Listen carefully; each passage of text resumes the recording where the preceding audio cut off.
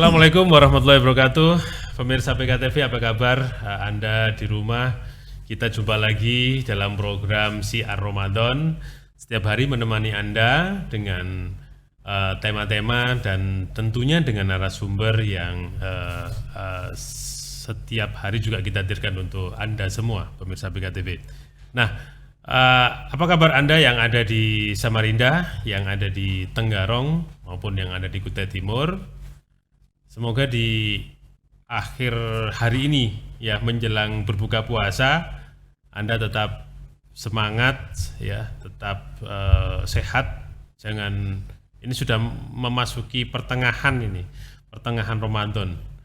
Kita harusnya bisa memanfaatkan di bulan ini untuk ibadah yang sebaik-baiknya. Kita harus meraih sebanyak-banyaknya hasil dari bulan Ramadan ini. Maka dari itu di program Syiar Ramadan kita kali ini akan membahas sebuah topik, yaitu siapakah ahli ibadah. Nah, seperti tadi, kalau Anda ibadahnya yang laju ya, yang banyak gitu ya, apakah itu sudah menang gitu, atau kita sudah merasa bahwa saya sudah banyak mendapatkan beribadah. Nah, hal-hal seperti itu kan ada kalanya muncul keraguan, apakah ibadah kita diterima benar, atau seperti apa agar ibadah kita bisa diterima. Nah, ini saya mencoba membahas bersama Pak Ustadz yang mungkin saya kenalkan, Pak Anas Fahrudin. Assalamualaikum Pak Ustadz. Assalamualaikum warahmatullahi wabarakatuh. Terima kasih sudah hadir di studio kami. Alhamdulillah. Ya, Pak Ustadz, ini kita minta untuk membahas tentang topik kita pada sore hari ini, yaitu siapakah ahli ibadah. Ya, untuk mengawali saya persilakan Pak Ustadz memberikan prolog dulu pada pemirsa PKTV. Ya, nanti kita akan coba tanya jawab dengan tema kita. Silakan Pak Ustadz. Bismillahirrahmanirrahim. Assalamualaikum warahmatullahi wabarakatuh. Waalaikumsalam warahmatullahi wabarakatuh. Alhamdulillahirabbil alamin. Alhamdulillah nahmaduhu wa nashkuruhu wa nasta'inuhu wa nastahdihi wa nastaghfiruh wa na'udzu billahi min shururi anfusina wa min sayyiati a'malina. May yahdihillahu fala mudilla lahu wa may yudlil falan tajida lahu waliyyan mursyida. Asyhadu an la ilaha illallah wa asyhadu anna Muhammadan 'abduhu wa rasuluh safiyuhu wa khaliluhu alladzi la nabiyya ba'duh. Allahumma salli ala Muhammadin wa ala alihi wa ashabihi wa barik wa sallim ajma'in wa man tabi'ahum bi ihsanin ila yaumiddin wa ba'du. Alhamdulillah, puji syukur kita haturkan kepada Allah Subhanahu wa taala, karena atas karunia Allah Subhanahu wa taala lah kita semuanya bisa diberikan kesempatan, diberikan kekuatan, sehingga Allah Subhanahu wa taala mengijabah doa-doa kita selama berbulan-bulan agar disampaikan kepada bulan suci Ramadan. Dan ini sudah dipenuhi, sudah dijawab dan diijabah oleh Allah Subhanahu wa taala, sudah dikabulkan. Pemirsa PKTV yang dirahmati Allah Subhanahu wa taala, sebagaimana tema yang diminta oleh UPZ Pupuk Kaltim, pada pertemuan kali ini kita akan membahas tentang, ini adalah aktivitas kita sebagai seorang muslim ya. Tugas kita sebagai hamba Allah Subhanahu wa taala, yakni beribadah. Nah, muncul pertanyaan, siapakah ahli ibadah itu? Ya. Secara spesifik dilihat dari pelakunya atau yang mengerjakannya atau yang mengamalkannya. Orang muslim yang sholat, yang membaca Al-Quran, yang silaturahim, menolong orang lain, bersedekah, berarti dia adalah ahli ibadah. Tapi secara lebih umum kita merujuk kepada Al-Quran, surah Az-Zariyat ayat yang ke-56. A'udzu billahi minasyaitonir rajim. Bismillahirrahmanirrahim. Wa ma khalaqtul jinna wal insa illa liya'budun. Tidaklah aku Allah Subhanahu wa taala menciptakan manusia dan jin illa liya'buduni, kecuali hanya untuk menyembah atau beribadah kepadaku. Jadi kalau kita lihat ayat ini, kita semuanya manusia dan jin yang diciptakan oleh Allah Subhanahu wa taala dimanapun berada, berarti kita ini adalah ahli ibadah. Sepanjang aktivitas ibadah yang kita kerjakan tersebut memenuhi dan sesuai dengan syarat, sesuai dengan tuntunan yang diberikan oleh Allah Subhanahu wa taala dan Rasulnya, sesuai dengan Quran dan Sunnah. Bahkan aktivitas seorang muslim dengan muslim yang lainnya, entah ini bentuknya silaturahim, saling membantu atau saling menolong, ini juga bisa menjadi satu ibadah yang bisa bernilai dan berpeluang mendapatkan pahala yang sangat besar di sisi Allah Subhanahu wa taala. Pemirsa APK TV yang dirahmati Allah Subhanahu wa taala, saya ambil sebuah cerita dalam sebuah hadis insyaallah sahih, dan banyak diceritakan di hadis-hadis, banyak sekali cerita tentang ahli ibadah dengan spesifikasi tertentu. Ada si fulan yang ahli berpuasa, ada si fulan yang ahli sholat, ahli qiraah, ahli tilawah, banyak sekali dalam hadis diceritakan. Kita ambil satu cerita. Dalam cerita ini dikisahkan seseorang yang bernama Abu bin Hashim, dan Abu bin Hashim ini adalah ahli sholat, ahli tahajud, qiyamul lail. Bertahun-tahun dia mengerjakan qiyamul lail, sholat malam saat tahajud ini tanpa berhenti, tanpa putus sekalipun. Suatu ketika Abu bin Hashim ini hendak mengambil air wudhu untuk persiapan melaksanakan sholat tahajud, dia dikejutkan dengan adanya satu sosok manusia yang berada di bibir sumur yang beliau miliki untuk mengambil air wudhu. Kemudian ya, karena jadi orang zaman dulu termasuk Abu bin Hashim ini, ketika agak terkaget saja, kagetnya juga tidak berlebihan dan tidak takut sama sekali. Malah beliau bertanya, "Loh, Anda siapa?" Sosok tadi menjawab, "Aku adalah malaikat." Kok malaikat? Berwujud manusia. Akhirnya Abu bin Hashim tanya lagi, "Apa yang Anda kerjakan di sini?" Maka sosok yang tadi, yang merupakan malaikat tadi, menjawab bahwasanya aku adalah utusan Allah yang diutus untuk mencari hamba Allah dengan kriteria pecinta Allah, ya, artinya ahli ibadah.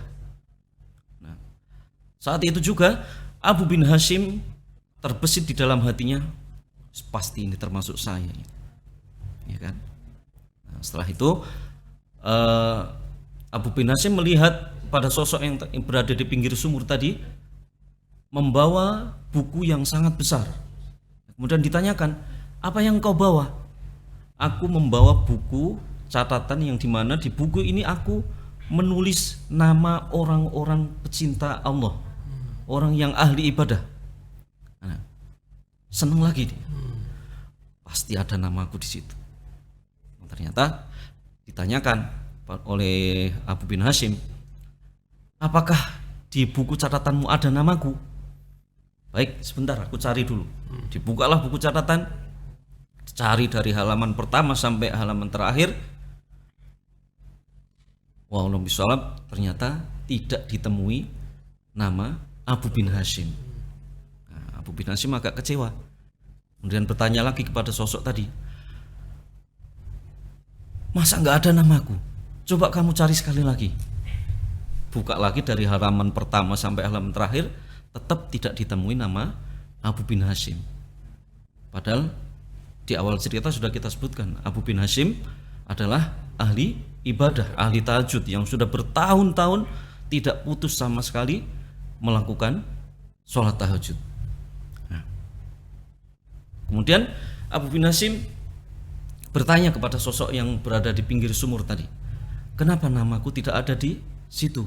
Padahal aku sudah bertahun-tahun melakukan sholat tahajud ini tanpa putus sekalipun. Kemudian sosok tadi menjawab, Abu bin Hashim, bukannya aku tidak tahu kalau kamu selama ini sudah bertahun-tahun melakukan sholat tahajud, tetapi Allah Subhanahu wa ta'ala melarang aku menuliskan namamu di buku catatanku. Semakin sedih dia, menangis sejadi-jadinya, kemudian tanya, kenapa namaku tidak boleh ditulis oleh Allah Subhanahu wa ta'ala di buku catatan? Kemudian dijawab, karena kamu beribadah bagus, ibadahmu kepada Allah, tetapi kamu tidak memperdulikan apa yang ada di sekeliling. Tetanggamu sakit, tidak pernah kau jenguk, tidak pernah kau doakan, ya. Ada bencana di sana, ada bencana di sini, kamu tidak pernah hiraukan, kamu tidak pernah berhubungan dengan tetanggamu, dengan temanmu, dengan hubungan yang baik. Kamu hanya fokus untuk mengurusi ibadah.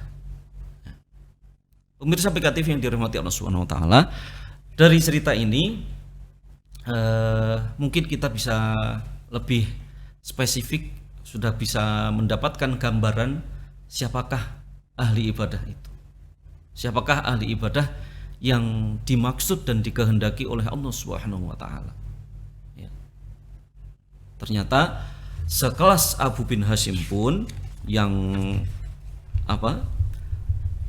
selama bertahun-tahun tidak pernah putus melakukan sholat tahajud, ternyata tidak ada di buku catatan malaikat sebagai ahli ibadah atau pecinta Allah Subhanahu wa ta'ala. Sekarang kita kembalikan pada diri kita, apakah dengan ibadah yang selama ini kita lakukan kita termasuk ahli ibadah atau belum, ya? Artinya dari cerita Abu bin Hashim ini kita bisa mendapatkan gambaran bahwasanya tidak semua perbuatan baik yang kita lakukan, tidak semua ibadah yang kita lakukan ini serta-merta diterima oleh Allah Subhanahu wa ta'ala. Dan tidak juga ibadah yang dilakukan seseorang, kebaikan yang dilakukan oleh seseorang ini juga diterima oleh Allah Subhanahu wa ta'ala kepada kita, atau langsung mendapatkan pahala dan keberkahan. Bisa jadi kisahnya Abu Hashim ini terulang pada diri kita. Maka harus kita antisipasi bagaimana kita berusaha menuntut ilmu, membaca, bertanya kepada ustadz, bertanya kepada siapapun yang tahu ilmunya, bagaimana agar ibadah yang kita lakukan ini diterima oleh Allah Subhanahu wa ta'ala dan berbuah pahala dan mengantarkan kita ke surganya Allah Subhanahu wa ta'ala di kehidupan yang akan datang dengan kehidupan yang lebih baik, yakni di surganya Allah Subhanahu wa ta'ala. Mungkin itu sebagai prolog. Ya. Pak Ustadz, terima kasih. Ya.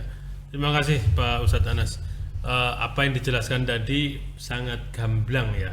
Anda pemirsa PKTV bisa menangkap seperti cerita Abu bin Hashim tadi, bahwa tidak semua orang atau semua ibadah kita itu bisa diterima. Tapi tentunya ini juga menjadi gambaran bahwa kita sejauh mana ibadah kita itu diterima.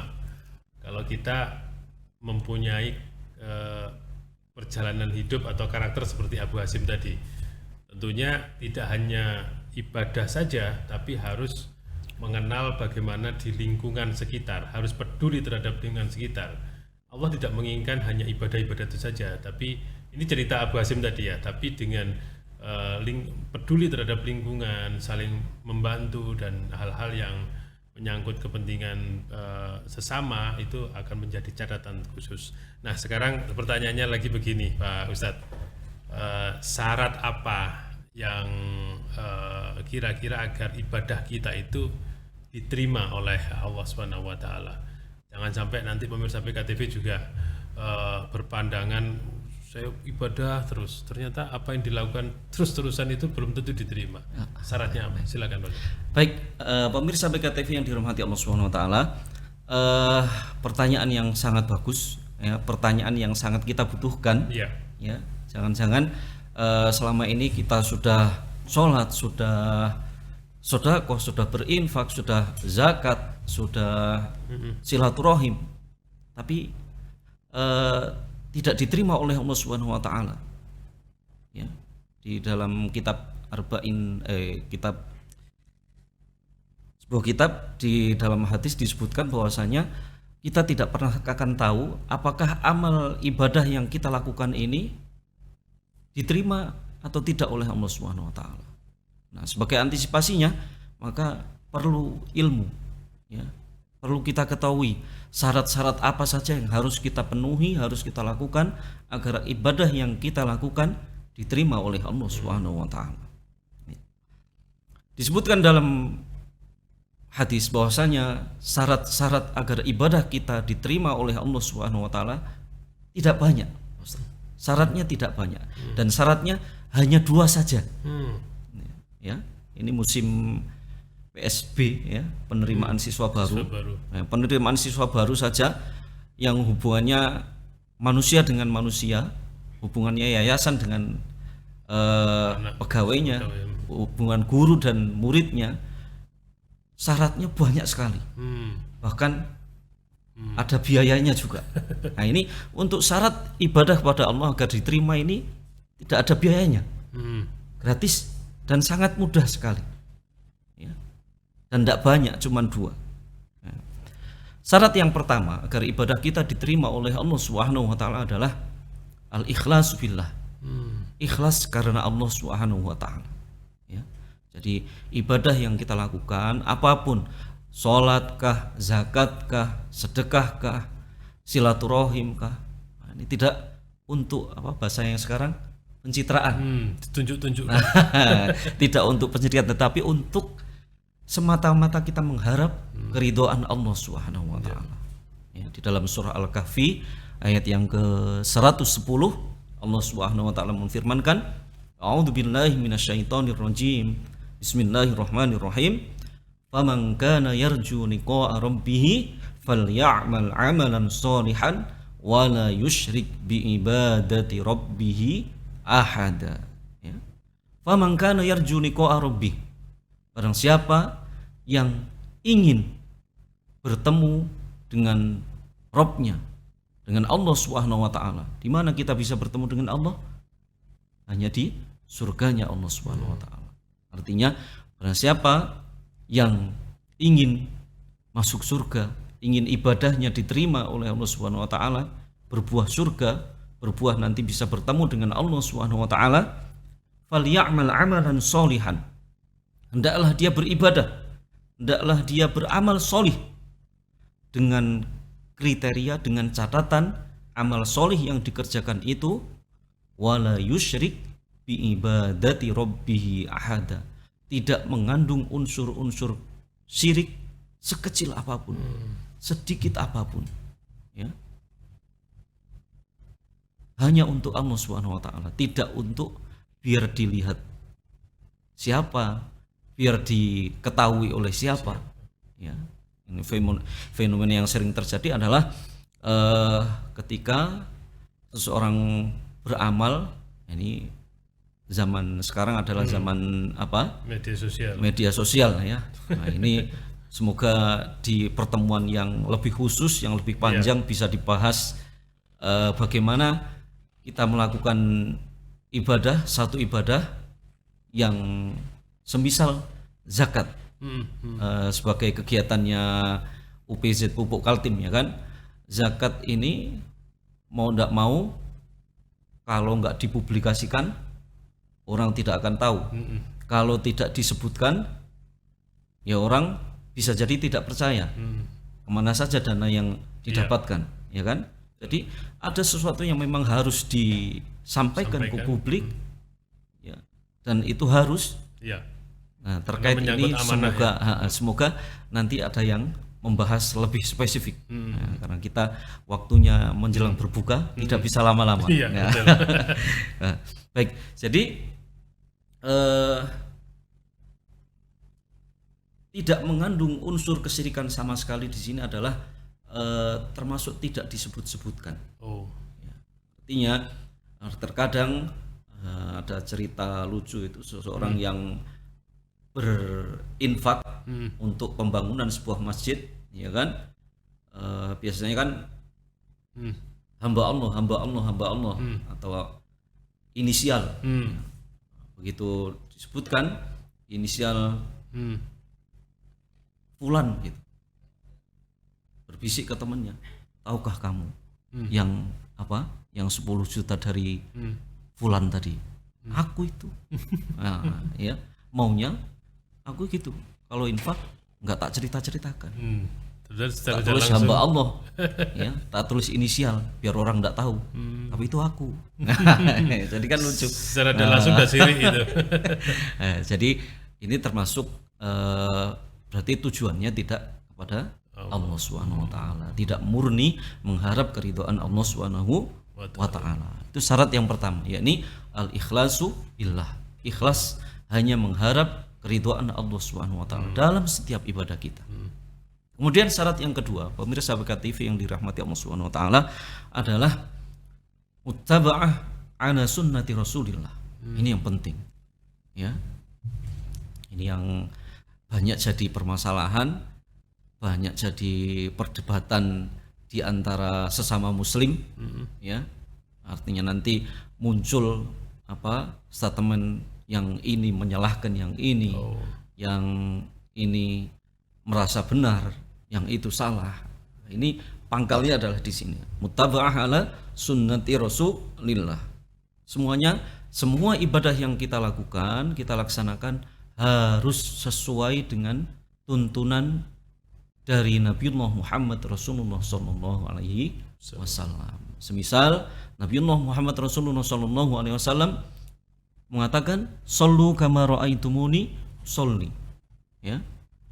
Salatlah kamu sebagaimana engkau melihat aku salat. Artinya gerakannya, bacaannya, ini kan bisa kita lihat di hadis-hadis yang dijelaskan oleh para ahli hadis, ya.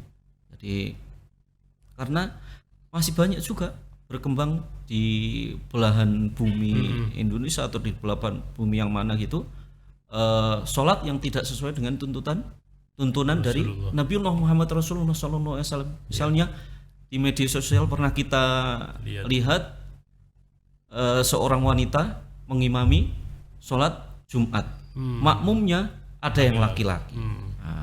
Seperti ini tidak sesuai dengan tuntunan Rasulullah SAW. Semisal Nabi mencontohkan bahwasanya sholat subuh itu 2 rakaat, tapi karena kurangnya ilmu dan pemahaman sesat, akhirnya tambahi saja biar lebih banyak, kali aja pahalanya lebih banyak. Ya, seperti itu tidak bisa. Ya, semuanya harus sesuai dengan tuntunan dari Nabiullah Muhammad Rasulullah SAW. Bahkan di dalam hadis yang diriwayatkan oleh Imam Muslim, "Man 'amila 'amalan laisa 'alaihi amruna fa huwa raddun." Ya, barang siapa yang beramal, melakukan satu amal ibadah yang tidak sesuai, tidak sama dengan tuntunan dari kami, dari Nabiullah Muhammad Rasulullah SAW, fa huwa raddun, tertolak, tidak diterima oleh Allah Subhanahu wa taala.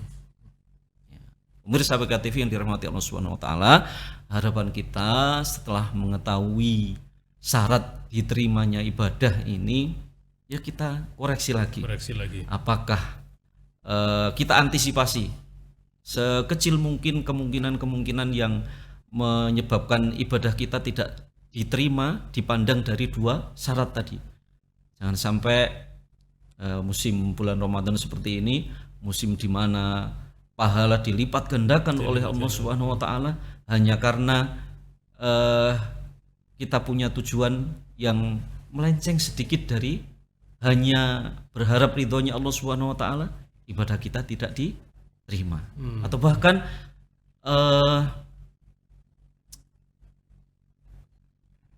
termasuk yang perlu kita kritisi, banyak sekali berkembang di masyarakat di belahan bumi Indonesia yang sebelah mana itu praktek pelaksanaan sholat tarawih yang super kilat. Super kilat. Ya, ada maskapai baru di bandara kan, Superjet. Ya. Sholatnya cepat-cepat sekali, ya kayak apa itu. Nah, yang seperti itu sama sekali tidak sesuai dengan tuntunan Rasulullah Shallallahu Alaihi Wasallam. Ya. Bahkan kita di sebuah hadis itu disebutkan betapa lamanya sholat yang dikerjakan oleh Nabi Muhammad Rasulullah Shallallahu Alaihi Wasallam, sampai dijelaskan di hadis kakinya Rasulullah sampai bengkak. Kalau sampai pecah-pecah. Nah, kalau sholat sampai pecah-pecah ini, kalau tidak berdiri yang lama kan tidak mungkin. Ya, kalau kita kaki pecah-pecah mungkin karena banyak aktivitas, tapi kalau Rasulullah karena kelamaan sholat. Jadi itu tadi yang perlu kita perhatikan, pemirsa PKTV dimanapun Anda berada yang dirahmati Allah Subhanahu wa taala. Kita perhatikan, perlu kita pahami, perlu kita pelajari, dan betul-betul kita perhatikan semua ibadah yang kita lakukan ini jangan sampai lepas dari dua syarat itu tadi. Ikhlas karena Allah, kemudian sesuai dengan petunjuk tuntunan Nabiullah Muhammad Rasulullah Sallallahu Alaihi Wasallam. Baik, terima kasih Pak Ustadz. Luar biasa apa yang dijelaskan Pak Ustadz. Mungkin ada sedikit yang mengetuk hati Anda bahwa bagaimana ibadah kita benar-benar bisa diterima, bermaksimal ya, diterima dan tidak melakukan dua hal tadi. Kalau kita ikhlas atau ibadah kita jangan sampai ditunjukkan pada orang-orang ya, gambarannya begitu. Memang tidak terasa kadang-kadang itu terjadi kepada saya dan mungkin Anda juga, pinginnya ada yang lihat, ada yang menilai gitu. Ya ini harus hati-hati, jangan sampai apa upaya itu akhirnya tidak mendapatkan apa-apa di mata Allah Subhanahu wa taala. Dan termasuk juga yang kedua tadi, tidak sesuai tuntunan. Nah ini yang mesti juga sering kita lihat ya, sesuatu yang tidak sesuai dengan tuntunan Rasulullah SAW, gitu kalau bisa kita benar-benar hindari seperti itu. Baik pemirsa PKTV, kita akan lanjutkan Syiar Ramadan pada sore hari ini. Tentunya saya ingin menayangkan pesan-pesan yang satu ini masih di Syiar Ramadan.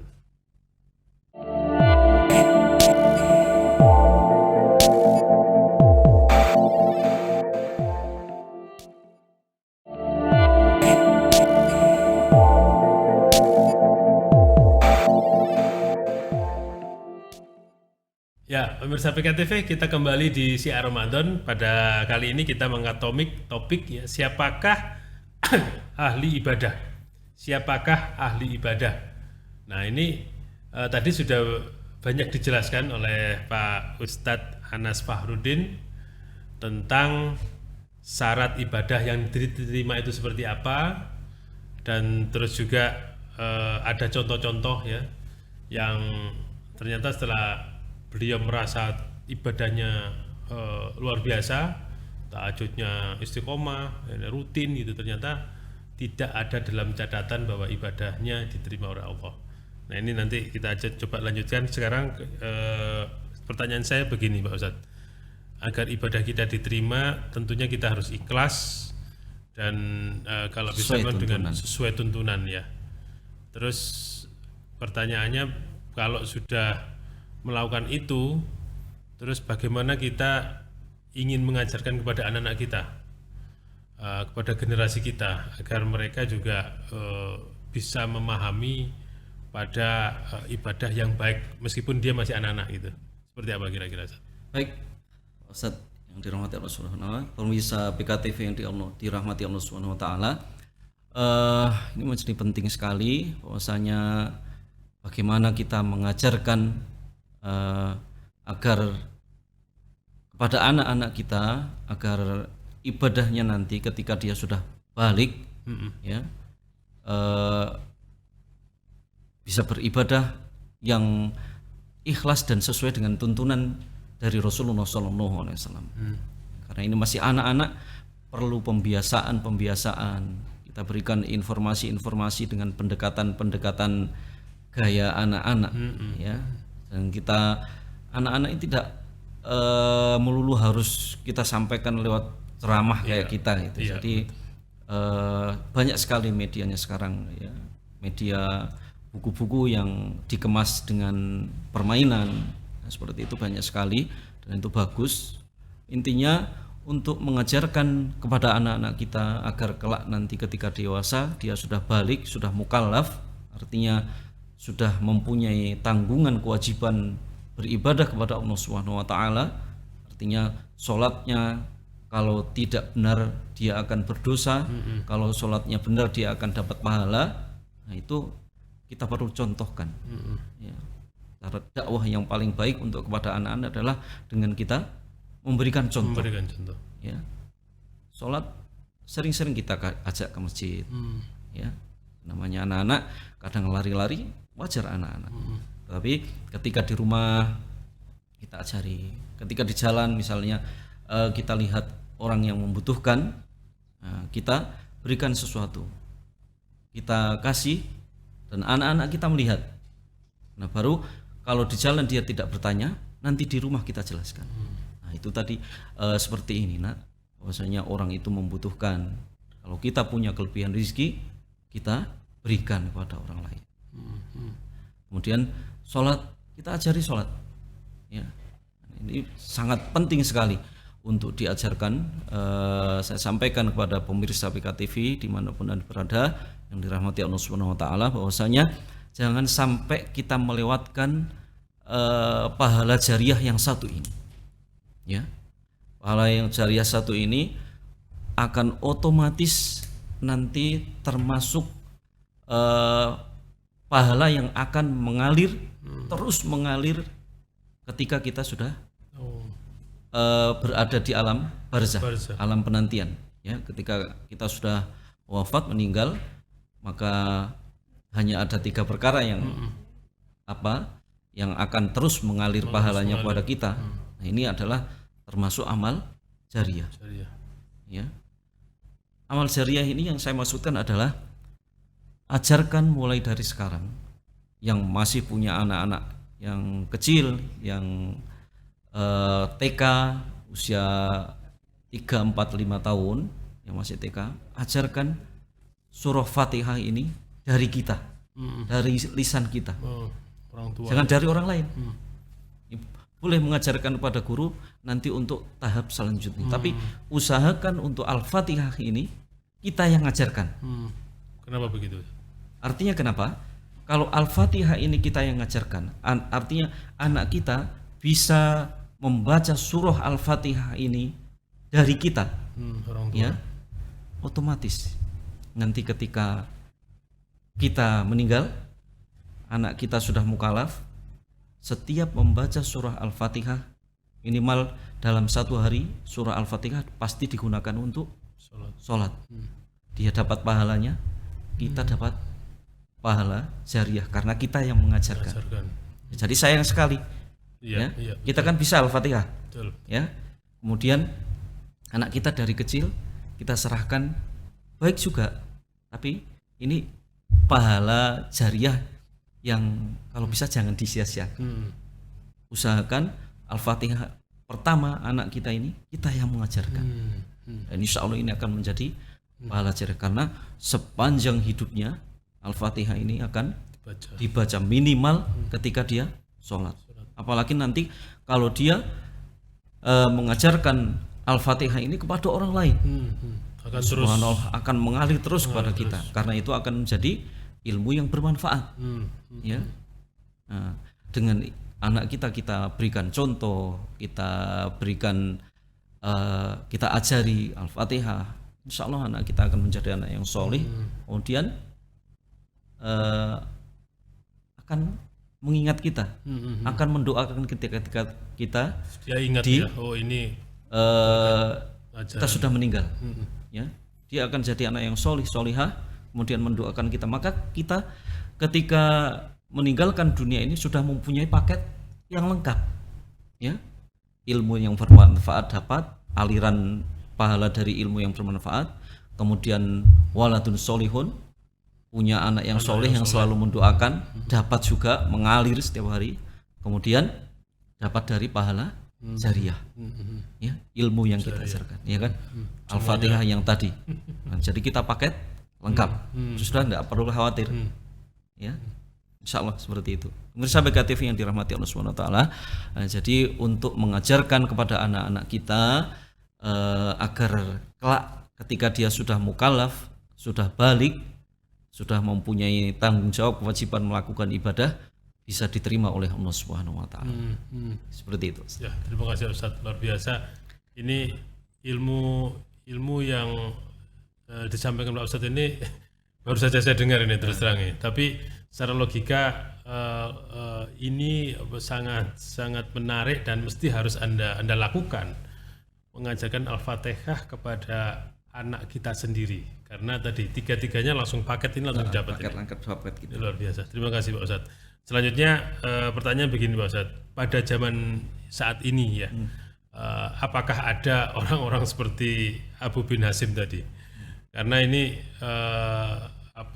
zaman semakin maju, sementara cerita-cerita yang lama itu bisa menghantui kita ini kalau mendengarkan ceramahnya Pak Ustadz tentang ahli ibadah ini. Bagaimana Pak Ustadz? Baik, pemirsa BKTV yang dirahmati Allah SWT, sangat mungkin sekali, karena Allah SWT mengatakan di dalam Al-Quran surah Al-Ghasyiyah ayat yang ke-3 dan ke-4, A'udzubillahi minasyaitonirrajim, bismillahirrahmanirrahim, amilatun nasibah tasla naron hamiyah.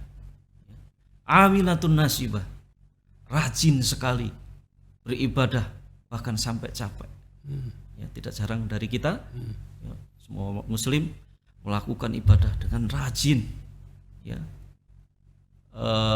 berkorban waktu, berkorban tenaga, bahkan berkorban harta untuk ibadahnya. Tapi tasla naron hamiyah, tapi yang dilakukan itu, ibadah yang dia laksanakan itu tidak berbuah pahala atau berkah atau mengantarkan dia ke surga.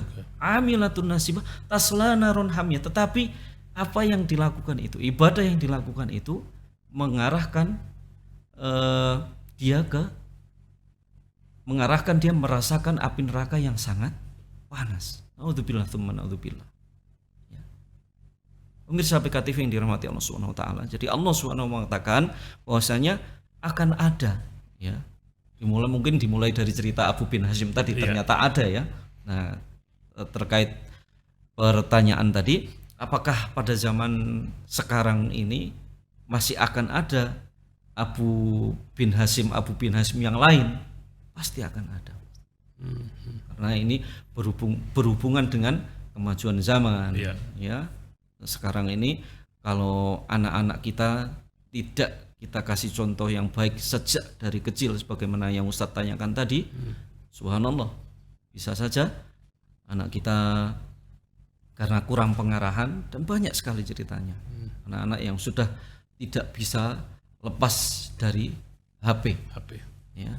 Kalau untuk tujuan yang baik tak apa-apa, tapi kalau untuk game yang sampai berlebihan, ya, naudzubillah, semoga anak-anak kita dibebaskan, diselamatkan dari yang demikian. Jadi untuk zaman-zaman sekarang dan sampai kapanpun, mungkin sampai kiamat, tetap akan ada ya, model orang-orang yang nasibnya sama seperti Abu bin Hasim tadi, ya, rajin beribadah tapi tasla narun hamiyah. Ini mengarahkan dia merasakan api neraka yang sangat panas, ya. Ya, pertanyaan selanjutnya mesti harus menjadi untuk menghindari. tentunya harus seperti apa, termasuk ini mungkin menjadi kalimat terakhir dari Pak Ustadz, harus seperti apa agar ibadah kita itu bisa diterima, untuk menghindari apa yang dilakukan oleh Hasim bin Abu bin Hasim tadi, agar kita bisa menghindari itu tentunya harus seperti apa. Dan kesimpulan mungkin dari sekian yang disampaikan Pak Ustadz itu apa? Silakan Pak Ustadz. Baik, pemirsa BKTV yang dirahmati Allah Subhanahu wa taala, sebagaimana yang ditanyakan oleh Ustadz tadi, bahwasanya bagaimana kita menghindari agar tidak menjadi penerus dari Abu bin Hasim ini ya. Kita melakukan ibadah, kita rajin ibadah, tetapi ibadah yang kita lakukan, ibadah yang kita laksanakan tidak berbuah pahala, tidak berbuah keberkahan, bahkan sebaliknya mengarahkan kita merasakan nerakanya Allah Subhanahu wa taala. Jadi yang perlu kita perhatikan, kenapa bisa seperti itu? Ya. Kenapa bisa orang yang rajin ibadah malah masuk neraka? Ini kan tidak enak, Ustaz. Kita sebagai ahli ibadah ya kan, kita sudah berkorban waktu, tenaga, harta untuk melakukan ibadah ya. Misalnya pada bulan suci Ramadan seperti ini. Tapi ibadah yang kita lakukan pada bulan suci Ramadan ini tidak berbuah pahala. Naudzubillah tsumma naudzubillah. Ini penyebab ini adalah karena sesuai dengan yang saya sampaikan di awal tadi, bahwasanya ini penyebabnya adalah karena pelakunya sendiri. Ya. Salah memahami, kurang pengetahuan mengenai syarat diterimanya ibadah tadi. Yakni harus ikhlas karena Allah Subhanahu wa taala, kemudian sesuai dengan tuntunan Nabi Muhammad Rasulullah sallallahu alaihi wasallam. Karena tidak ini, maka setiap ibadah yang dilakukan oleh siapapun yang muslim tentunya, maka kalau tidak didasari dengan hati yang ikhlas dan tidak sesuai dengan tuntunan dari Rasulullah, maka akan salah. Tata caranya salah, salah tujuannya, ya. Bahkan semuanya salah. Karena dua hal tadi tidak disertakan dalam setiap ibadah. Tipsnya adalah mari kita berusaha memperdalam, memperbanyak pengetahuan kita, ya, sering-sering bertanya, ya, terutama di bulan suci Ramadan ini di masjid-masjid, di musola-musola banyak disampaikan ilmu, ya. Setiap sebelum sholat taraweh pasti ada ceramah ustadz, ya. Nah seperti itu. Kemudian banyak kajian-kajian yang dilakukan. Nah, saat-saat seperti itu adalah saat yang paling tepat untuk kita menambah ilmu, bertanya, agar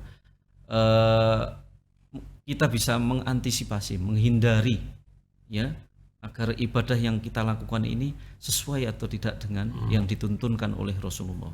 Untuk keikhlasan kita jaga dari kita masing-masing, ya. Terkait ilmu juga. Oh, kalau ini tak posting, kata Pak Ustadz, mengurangi pahala, berarti jangan dilakukan. Dihindari. Jadi yang perlu kita perhatikan, pemirsa BKTV dirahmati Allah Subhanahu wa taala, adalah kita tambah pengetahuan kita, ya. Kita tanya apa sebelum kita melakukan satu ibadah, agar kita mendapatkan keterangan yang jelas terkait tata caranya, bagaimana niatnya, agar tidak salah meniatkan, agar tidak mengandung kesyirikan, semuanya murni mengharapkan keridhaan Allah Subhanahu wa taala dan sesuai dengan tuntunan Nabiullah Muhammad Rasulullah sallallahu alaihi wasallam. Ya, terutama pada bulan suci Ramadan ini jangan sampai, ya, ibadah kita, ibadah yang utama di bulan suci Ramadan ini adalah sholat dan zakat. Jangan sampai sholat kita yang, ya, semoga pemirsa PKTV semuanya di luar bulan suci Ramadan juga sering melakukan qiyamul lail, entah 11 entah 23, pasti saya yakin semua pemirsa PKTV adalah ahli-ahli qiyamul lail. Nah, dan jangan sampai sholat yang kita lakukan tidak diterima oleh Allah Subhanahu wa taala karena kita tidak ikhlas, atau kita tidak sesuai dengan tuntunan. Ya, kemudian amalan utama yang kedua adalah zakat, infak, sedekah. Nah, ini jangan sampai apa yang sudah kita berikan dari harta kita ini juga tidak diterima oleh Allah Subhanahu wa taala. Ya, di dalam Al-Qur'an disebutkan la tubtilu shadaqatikum bil manni wal adha. Jangan sampai sedekah yang engkau berikan ini batal. Ya, tertolak, tidak diterima oleh Allah Subhanahu wa taala karena manni wal adha. Manni itu mengungkit-ungkit, menyebut-nyebut. Wal adha, dan setelah kita memberikan, kita ikutkan dengan ucapan-ucapan yang tidak baik. Jadi pemirsa PKTV yang dirahmati Allah Subhanahu wa taala, sebagai penutup, semoga mari kita perdalam ilmu kita perbanyak bertanya apa yang kita tidak tahu, sehingga kita bisa meminimalisir dan mengantisipasi semua ibadah yang kita lakukan bisa kita lakukan dengan ikhlas dan sesuai dengan tuntunan Nabiullah Muhammad Rasulullah sallallahu alaihi wasallam. Amin Allahumma amin. Terima kasih. Terima kasih Pak Ustadz. Mungkin diakhiri dengan doa. Semoga ibadah kita di bulan-bulan Ramadan dan hari ini bisa berkah dan diterima Allah Subhanahu wa taala, termasuk juga mendoakan semoga apa yang disampaikan tadi benar-benar bisa diterima, menjadi pembelajaran yang terbaik bagi pemirsa PKTV. Silakan doanya Pak Ustadz. Binati du'a wal qabul. Al-Fatihah. A'udzu billahi minasyaitonir rajim. Bismillahirrahmanirrahim. Alhamdulillahi rabbil alamin arrahmanir rahim maliki yaumiddin. Iyyaka na'budu wa iyyaka nasta'in. Ihdinas siratal mustaqim. Siratal ladzina an'amta 'alaihim ghairil maghdubi 'alaihim waladdallin. Amin. Bismillahirrahmanirrahim. Alhamdulillahi rabbil alamin. Hamdan yuwafi ni'amahu wa yukafi mazidah. Rabbana lakal hamdu kama yanbaghi li jalali wajhika 'azimi sultanik. Allahumma shalli ala Muhammadin wa ala alihi wa ashabihi wa barik wa sallim ajma'in. Allahumma ighfir lana dhunubana wa liwalidina warhamhum kama rabbawna shighara. Allahumma ighfir lana dhunubana wa liwalidina wa li ikhwanina alladhina sabaquna bil iman. ولا تجعل في قلوبنا غلا للذين آمنوا ربنا إنك رؤوف رحيم وتب علينا إنك أنت التواب الرحيم اللهم اغفر لنا ذنوبنا ولوالدينا ولجميع المسلمين والمسلمات والمؤمنين والمؤمنات الأحياء منهم والأموات ويا قاضي الحاجات اللهم ربنا إنا نسألك سلامة في الدين وعافية في الجسد وزيادة في العلم وبركة في الرزق وتوبة قبل الموت ورحمة عند الموت اللهم هون علينا في سكرات الموت والنجاة من النار والعفو عند الحساب وأدخلنا الجنة مع الأبرار اللهم أرنا الحق حقا وارزقنا اتباعه وأرنا الباطل باطلا وارزقنا اجتنابه اللهم ربنا إنا نسألك رضاك والجنة ونعوذ بك من سخطك والنار اللهم إنك عفو كريم تحب العفو فاعف عنا يا كريم اللهم ربنا تقبل منا صيامنا وتقبل منا صلاتنا وتقبل منا قيامنا وركوعنا وسجودنا وتمم تكثيرنا يا الله ربنا ظلمنا أنفسنا وإن لم تغفر لنا وترحمنا لنكونن من الخاسرين ربنا آتنا في الدنيا حسنة وفي الآخرة حسنة وقنا عذاب النار سبحان ربك رب العزة عما يصفون وسلام على المرسلين والحمد لله رب العالمين. Amin amin ya rabbal alamin. Semoga doanya bisa diterima Allah Subhanahu wa taala. Terima kasih Pak Ustadz sudah hadir di PKTV dan sudah berbagi ilmu kepada pemirsa PKTV. Semoga lain hari bisa ketemu kembali. Insyaallah. Ya. Pemirsa PKTV, demikian bincang kita di Syiar Ramadan pada sore hari ini. Semakin mepet ya waktu berbuka puasa. Anda sudah sudah menunggu menit-menit terakhir ya. Semoga apa yang sudah kami sajikan dan Anda persiapkan bisa berkah ya di bulan suci Ramadan ini. Saya Teguh Suharjono mewakili seluruh kerabat kerja pamit undur diri. Kita akan ketemu lagi dalam program Syiar Ramadan pada esok hari dengan topik dan narasumber yang berbeda. Tentunya setiap jam 5 sore di rumah Anda selalu klik channel PKTV akan menemukan kita dan kita akan mengantarkan Anda di dialog-dialog yang positif, yang menarik untuk menuju di waktu berbuka puasa. Terima kasih atas kebersamaan Anda. Wassalamualaikum warahmatullahi wabarakatuh. Waalaikumsalam warahmatullahi wabarakatuh.